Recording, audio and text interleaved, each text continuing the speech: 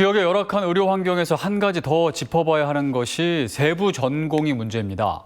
과거와 달리 각 진료 과목마다 전공을 세분화하다 보니 수도권과 달리 지역 병원에서는 해당 의료진을 확보할 수 없는 겁니다. 이럴 경우 결국 수도권 병원을 찾을 수밖에 없는 상황이 돼버린 것입니다. 박원 기자가 취재했습니다.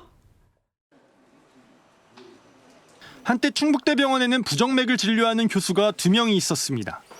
하지만 모두 사직을 하면서 부정맥을 전문적으로 진료하는 의사가 없는 상태가 됐습니다. 이른바 세부전공 진료 공백이 벌어지게 된 겁니다. 최근 이처럼 의료계는 진료 과목이 매우 세분화되고 있습니다.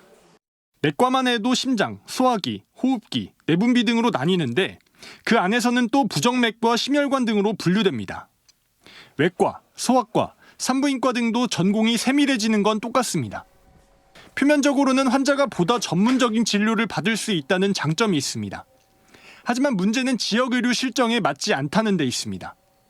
일단 세부 전공을 가진 의사가 지역에서는 수요가 많지 않습니다. 게다가 경험도 많이 쌓질 못하는 구조다 보니 대부분 근무지로 수도권을 선택한다는 겁니다. 전문 의료진이 수도권에 집중돼 지역병원은 우수 의료진을 확보하는 것조차 버겁고 환자 유치도 쉽지 않습니다.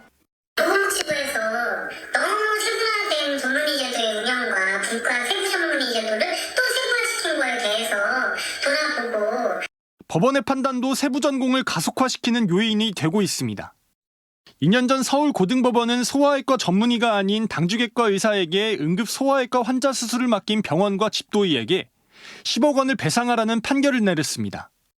응급 상황에서 세부 전문의가 아닌 당직이가 자신의 판단하에 수술을 진행했다. 신생아가 장애를 갖게 된 것에 대해 책임을 물은 겁니다. 이른바 서울의 빅5 병원 주도로 짜여진 세부 전공 시스템이 지역의 의료 인프라를 더욱 열악하게 만드는 부작용을 낳고 있습니다. CJB 박원입니다.